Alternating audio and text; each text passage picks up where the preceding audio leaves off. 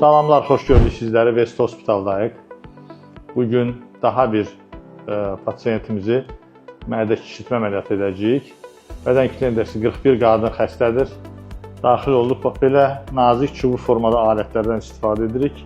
4-5 ədəd kəsiklə qarın boşluğuna daxil oluruq.